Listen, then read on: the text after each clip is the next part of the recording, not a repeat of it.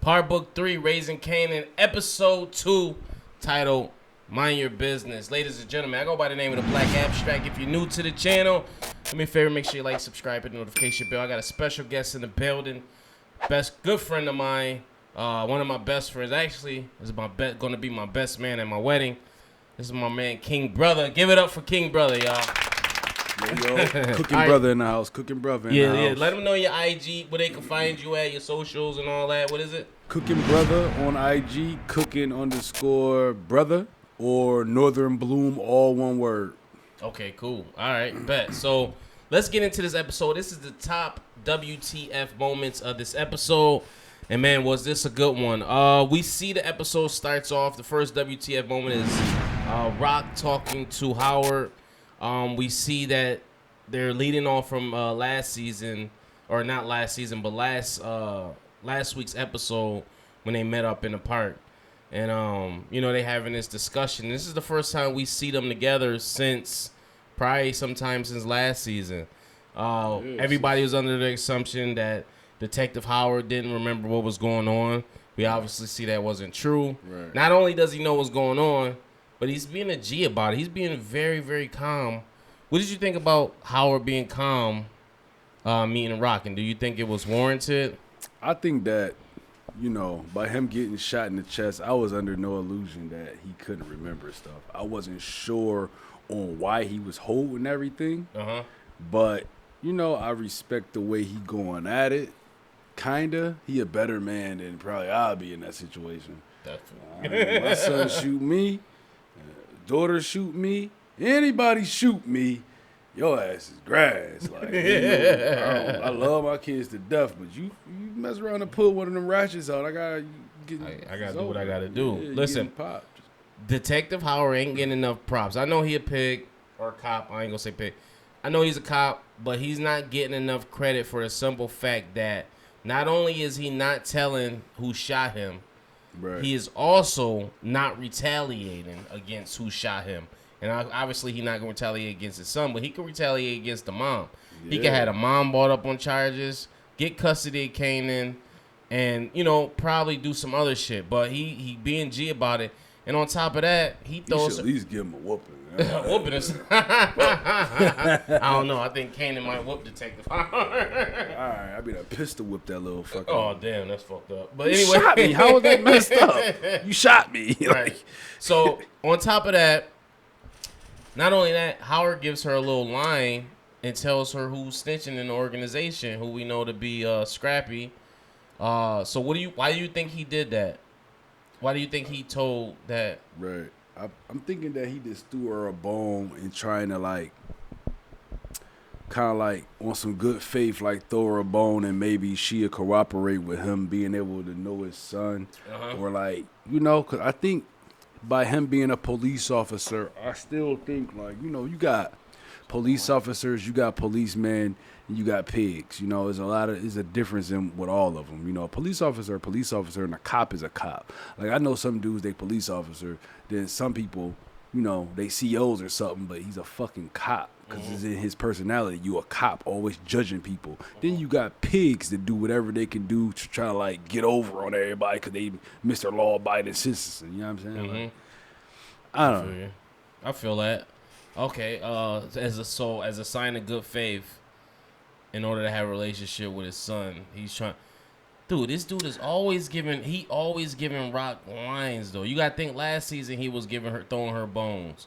I don't know why she rejected it. I don't really understand why she rejected it. I know, they on different ends of the spectrum far as, they livelihoods, far as he he a legal guy, she's an illegal guy, but I just don't understand, I don't understand none of it. It just don't make sense to me. Right. I mean, if it's that case, if your baby father is a fucking cop and you're a cop and y'all should be using each other. Mm-hmm. Be smart about this shit. And that's what was going on. And that's what he telling you that you can do. That's why he giving you that information. He yo, you could use me. I ain't saying nothing, but that nigga snitching. Yeah. You know what I mean? So if you not taking that in the heat and still trying to act all attitudey, you gonna bump your head on the wall. Mm-hmm. I think she gonna run into a wall soon. And so that leads me into the next question. what do you think Rock fits as a parent? Say you had to rate Rock's parenting skills between 1 to 10, 1 being least, 10 being greatest. What would you rate her parenting skills on a spectrum of 1 to 10? Because listen, obviously Rock is the lead character of the show. She's meant to be likable, or she's meant to kind of be the whatever. But as far as a parent, she had her son shoot a cop. That's a dummy mission that could have went a number of different ways. Bruh. He could have backed out, got the drop on Kanan. Another if cop he read the room, him. another cop could have came and shot Kanan. He could have been shot on the ground and still backed out and shot Kanan. A bunch of things. Kanan could have got caught. It's a bunch of things that could have went wrong with that plan.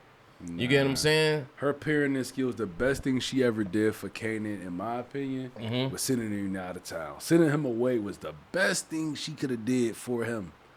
Getting herself away from him. Like, that's the best thing. Like, she not no good parent at all. Like, not even in the slightest way. She'd think about the streets and everything else before she think about Kanan. You know what I'm saying? Like, she could have had anybody wear that coat and go there and shoot that dude. Marvin fit the dude description more than Kanan do. You think about it. You know what I mean? They tall, lanky. He could have had them put the coat. She could have had Scrap put the coat on. You gonna have your son? Man, you being weird. Because she knew his defenses would be down if it was Kanan. He wouldn't suspect that, so I get it. But I mean, but I get what you're saying. In the grand scheme of things, you put your fucking child in danger. Put your child in the not even thinking about the danger of it. Even if he would have did it and got away with it. Now you did something that your child got to live with in his spirit, knowing that he killed a cop, which is going to turn out to be his dad anyway. He going to have to live with that in his spirit. You had no regard for that. Right. Like, you just said, fuck it, I'm just going to do what I want to do, whatever best for Rob. Right. That's crazy. Selfish. It was a selfish move. Yeah. I see a lot of that is in her character, though. I don't know what's wrong with the moms in power, dude. Like, the moms in power, they beautiful. They dress very nice, but y'all shitty as hell. I don't know. Like, that sucks to say, dude. All the moms in power suck moms, dude. Really depicting Tasha, a bad light Monet, on black moms and fathers, though. It's really depicting a bad light on black parenting. Because when you think about it, like, her brother beat up his daughter, like, straight fist fought her, beat her ass because she gay, nigga. Like, you know what I mean? It's different times back then. Right, but I think that everything is so dramatized. Well, it got to be like that because it's TV, but it's just crazy. Like, I don't think that, the parenting shouldn't be shown and under that light. Like, there's some badass parents in here, man. For real. That's a fact. All right, moving on. We see after that, next WTF, we see Marvin in this rehab facility, or not rehab, but at this anger management class that he's not really paying too much attention to. How do you feel this will affect Marvin? Do you think eventually Marvin will open up and accept, this treatment that he's going through? If so, how do you think it will affect him if he does decide to let it affect him? I think that it will affect him. I think they got a good character playing the role of the the group leader or the counselor. I think they got a good role. I think it was no mistake that they had, a nice looking sister play that role. And I think just off of that, he gonna be bonded to that and it's gonna start getting to him. Plus, I think it'll help the energy with him and his daughter. I think him and his daughter will have better energy and communication by him being able to deal. Plus, he really a smart dude, but he do let his temper and stuff, as you see, that's always what got him in trouble. If he can get that under check, he'd be way more powerful than Rock. Like, he'd be like, that's the reason why they can't trust him, because he can't hold his emotions together. If he wasn't so emotional and like fly off the handle, he'd be the man. You think so? Yeah, he'd be the man. I love the scene when he was he's sitting in the counselor and he gets the guy all riled up that's in there, and she's like, "Hey, what she say? Don't lose your head." He said, "Or your hair." Yeah, he was picking that dude. Yeah, he was. He said, "I'll whoop your ass right here." He said, "I like to see you try." Yo, so that's what I'm saying. Marvin could be I think at the beginning of this whole series, I guess the first couple eps, you kind of write him out because that's what they want you to do. Try to depict him as somebody who irresponsible, not dependable, and kind of stupid. but he not that. But at the end of the day, he the one that always come through in the clutch. Always. Like he always. Whenever they fucking kick him out, cast him right, out. Even when they outcasted him, man, we gotta call Marvin. Yep. You know what I mean? It's like my man Fink said today. He said they always do this, but then they always do this.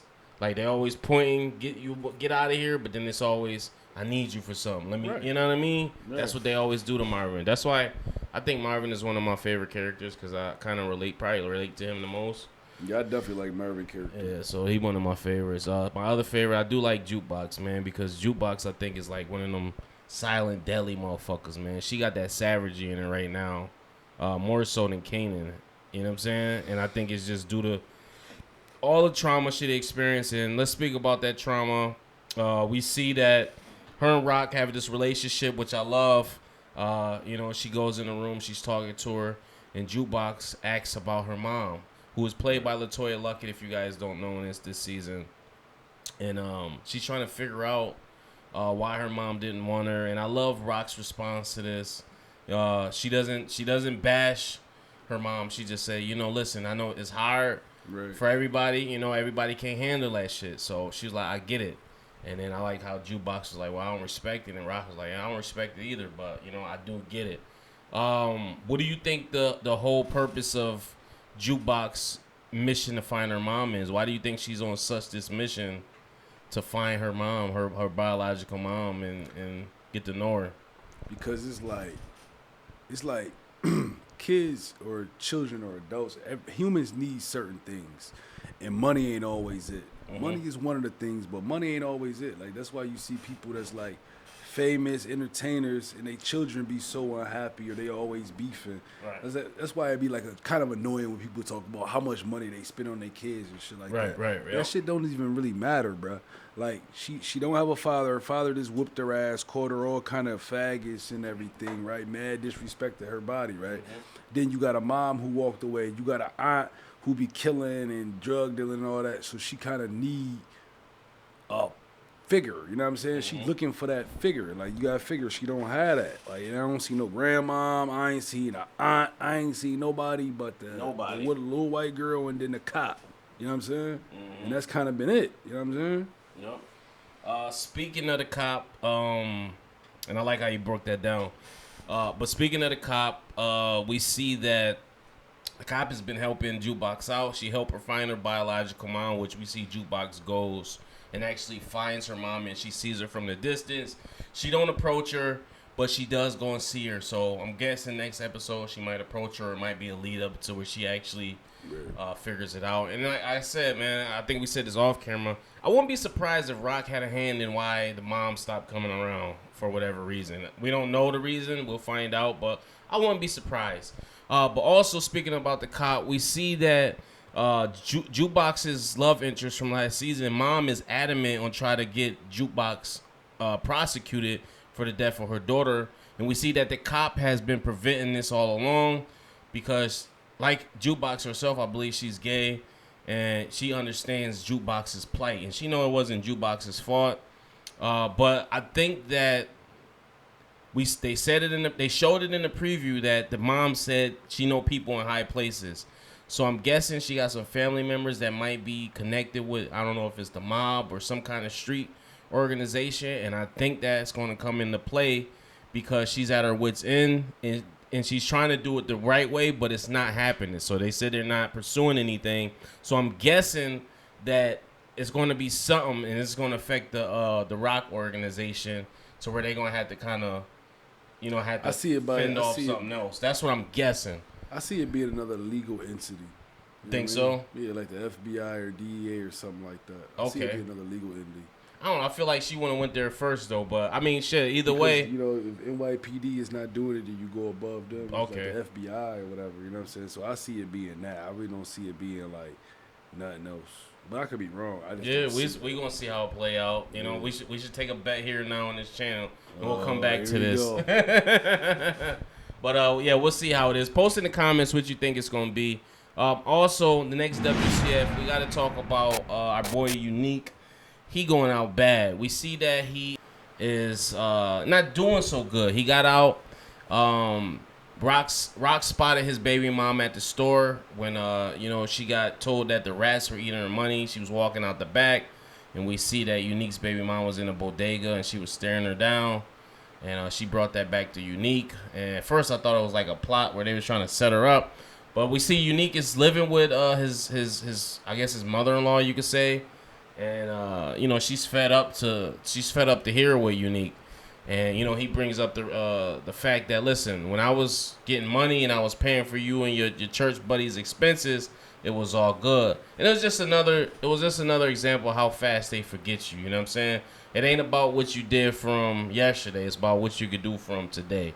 How'd you feel about that in terms of just Unique's kind of his coming out and him just not coming back out and being on top like he was? You would think he had some money stashed away or something, but we know that's not always the truth. Yeah, they had gyrated this spot and all that, but it's kind of like, I guess by it being drama, but if anybody in real life don't know that, don't nobody like a drug dealer that ain't got money. You know what I mean?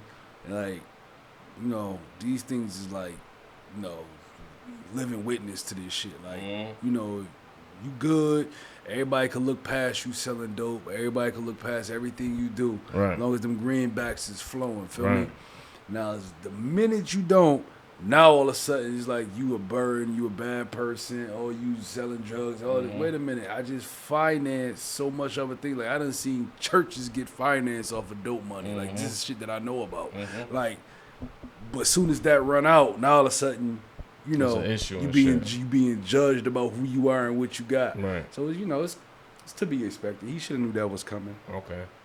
Also, we see that he goes to meet with what's the guy's name, Dean or something like that, the plug.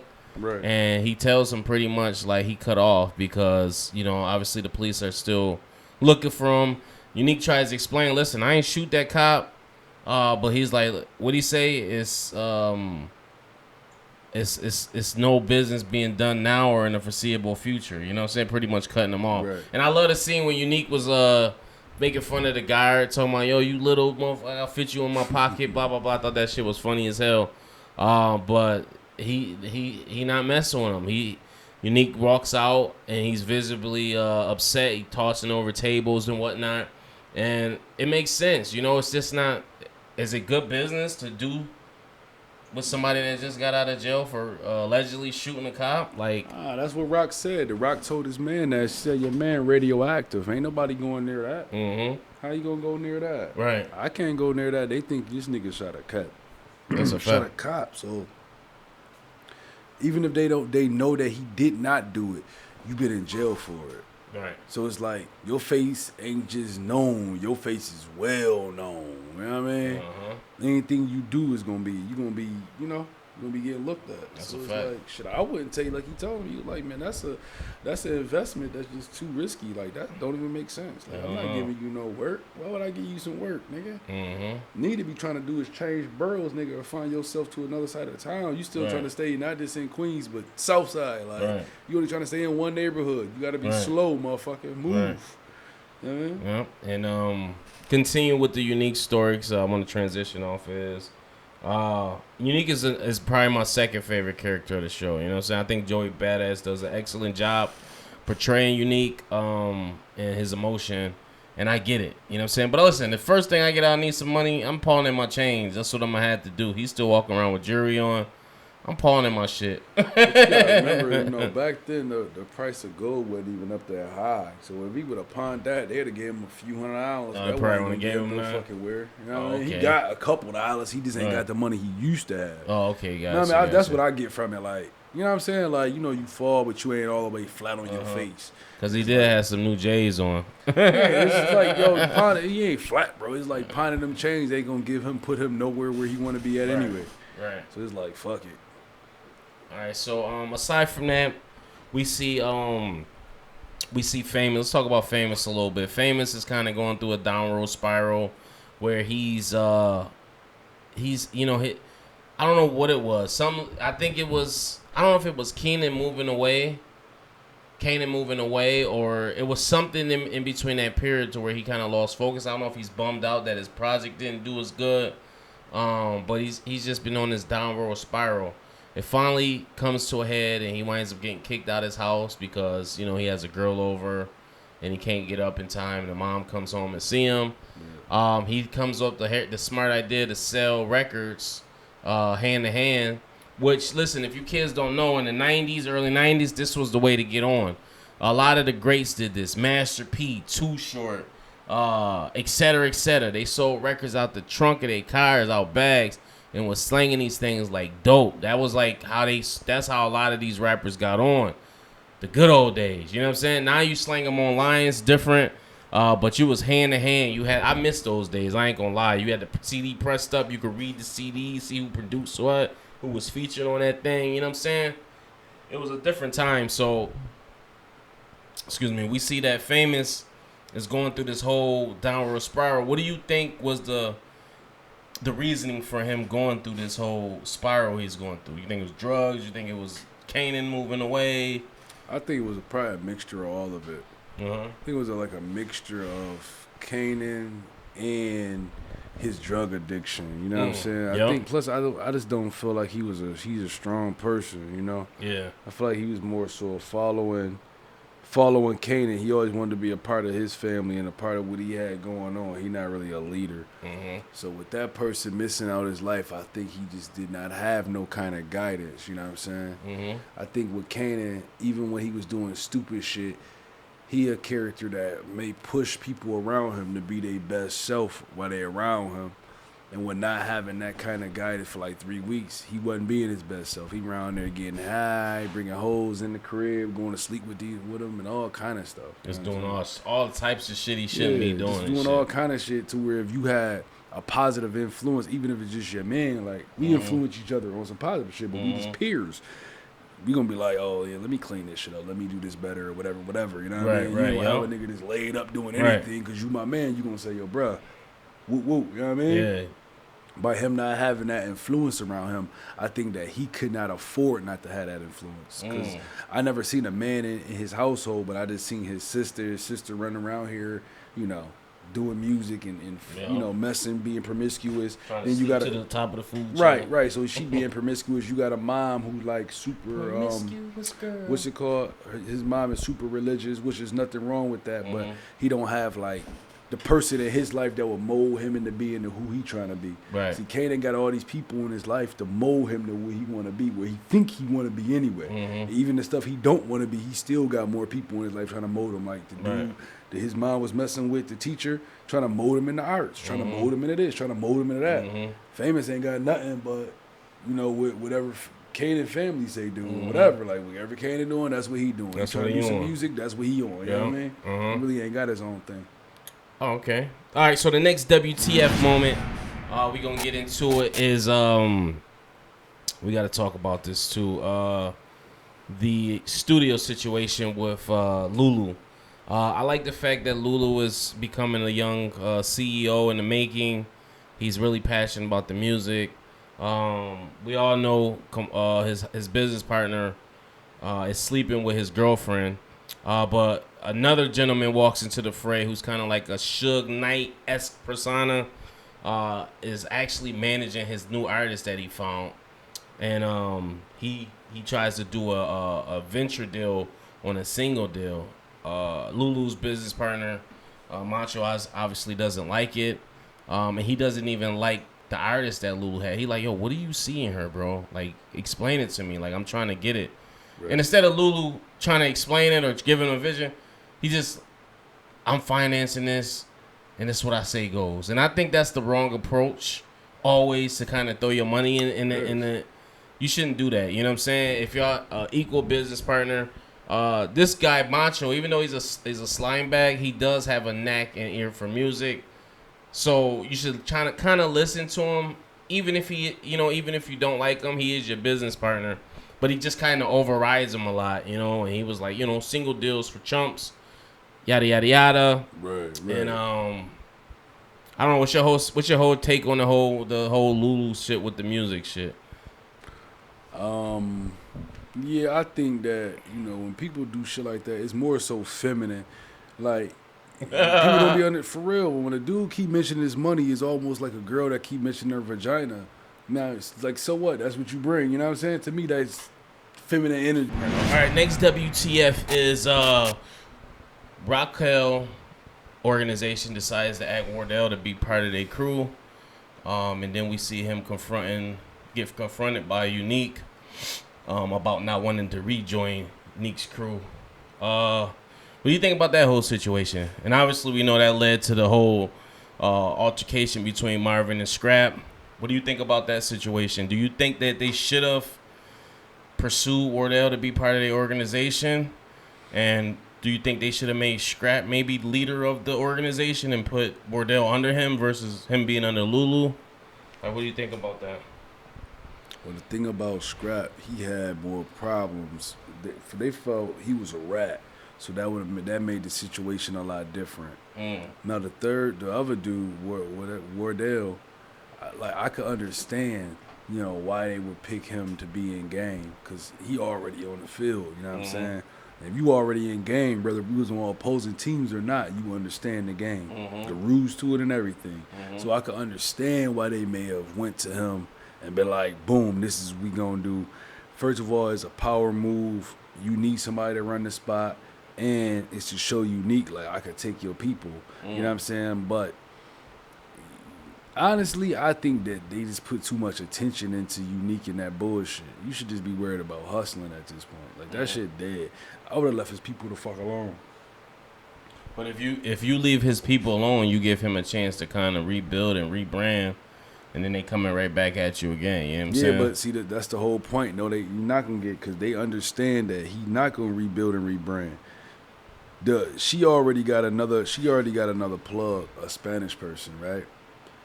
He already is not getting the dope from where she can't get it from. He can't get it from the Spaniards, and he can't get it from the dude Dean.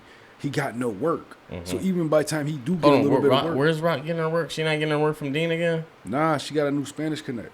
Oh, for real? Yeah. I don't remember that in the first season. That was in the... Yeah, right. she got some new Spaniard connect because Dean wasn't trying to, Yeah, he wasn't trying to fuck with her and shit. So, boom. Like, if you know this man can't get no work, you can just leave him the fuck alone. Right. By the time he do get a little bit of work, he got one or two corners. He gonna shake one or two corners with his little bit of bullshit work. Just let him do that shit, because he gonna keep rolling around until he fuck around and get fucked up anyway. Because the cops know that some cops know that he didn't do it, but even by them saying that he did it, he gonna have cop beef forever. Like, even though a cop might not know you didn't do it, if you blamed for doing it, you know what I'm saying? You know how some people know, like, yo, I know you didn't do it, but motherfucker said you did it. I just can't look at you the same. That's how they gonna be doing him. So it's like, just leave that motherfucker alone. Leave that dude alone. Just let him rock out, right? Yeah. Just leave him alone, yo. All right, so the last WTF we're gonna get to, we're gonna wrap this up. I know we didn't glaze over everything. We just trying to talk about the most important things. Is obviously the death of Scrap. We find out from last episode that he was a CI. They don't really show him in the room what he was saying. But it's just alluded that he was a confidential informant. We don't know if it's true or not. They could have been talking about his mom. It could have been a whole ploy to get, it could have been a ploy for Howard. We don't know. We didn't see it come out of his mouth. So I refuse to believe Scrap was snitching. But when Marvin did his investigation, he asked Scrap where he was. Scrap refused to tell him. Now, that could have been for two reasons. He actually was a CI, or, Rock told him to stop gambling, and he didn't listen, and he got caught, which, would have still made him look bad because she told him to stop. But anyway, Marvin does an investigation. He drives out to Corona, and we found out he wasn't hanging no pictures. And that whole exchange behind the one-eye picture shit was hilarious between him and Marvin. And that's why Scrap was one of my favorites, man. And he will be missed. But if he was snitching, I guess he got what he deserved. I forgot about that part. Yeah, so we see that it was so personal for Lulu and Marvin. They love Scrap so much. He was like family, that neither one of them wanted to do it, so they made Rock do it. And we can see when she actually did it, it hurt her. So let's talk about that, man. What's your feelings on Scrap? You think that was something that needed to be? That's what I'm saying. Like, in the street, like, shit be mental a lot, right? So that may have been Howard. Instead of shooting one of y'all myself, I'm gonna make one of y'all kill each other. You know what I'm saying? So instead of saying it's one of your brothers, ain't nobody gonna believe that shit. They too close for that. But the next in line, we're not gonna be your son. The next in line is Scrap. He know that. I'm gonna make you kill your man since you got your man shoot me. Since your son is your man. You know what I mean? Had him shoot me. Okay, cool. I'm now gonna make you kill one of yours. You know what I'm saying? Like that's what it basically came off as to me. You know what I'm saying? I forgot all about she told him to stop throwing them dice like that. And when he got arrested, it was in the illegal little gambling show. So he could have like, yeah, that's probably what he was in there fucking for. Because he was, got caught gambling. She told him not to do it. I forgot all about that part. Yeah. But yeah, like that's what he, you know what I mean? She put herself in that situation. But I think Howard may have just set that up for two things. To see is she still listening to the things he said, because if dude end up dead, that mean Rock still listening to what I got to say. You know what I mean? Because she wouldn't kill somebody off of what I said. Second thing is I made her kill one of her motherfucking people, and it was a soldier that would go and put in any amount of work for her. So I made her organization weaker, and I made her do it. You know what I mean? I don't know if he was a rat or not. But I just can't see. They didn't have him on enough things to make him no rat. Right. Throwing dice and the little shit that they caught him on don't really add up to him being a rat about some shit that this nigga done took part in more things than anybody. Right. So for him to be a rat would kind of be backwards. But I think it was for that reason. You know what I'm saying? Maybe he thought he seen it. Maybe he didn't. But yeah, Scrap lied and didn't say, yo, I was throwing dice, I got arrested. You know what I mean? If he would have said that, it'd have been different. But you started talking about you was hanging up pictures with your cockeyed ass. That was like the lamest excuse. He could have said I was at a bitch house. He could have said anything, man. But rest in peace to Scrap, man. Let's get a moment of silence for Scrap. Yeah, man. That's it. That concludes it. I go by the name of the Black Abstract. Do me a favor, make sure you like, subscribe, hit the notification bell if you like my review. If you didn't, you probably got bad taste and your girlfriend or boyfriend is ugly, depending on what do you identify as. Anyway, brother, tell them where to find you at. In case they need to holler you can find me on IG, Cooking Brother, Cooking_brother, or Northern Bloom, all one word. Yes, Northern Bloom is the company. Get with me. Yep, it's the NGE, it's the Black Abstract. You go to prayforbuffalo.com. If you need some merch, you see the shirt. Support the movement. Support the tragedy that happened in my town. Until next time, peace, love, and prosperity. 1.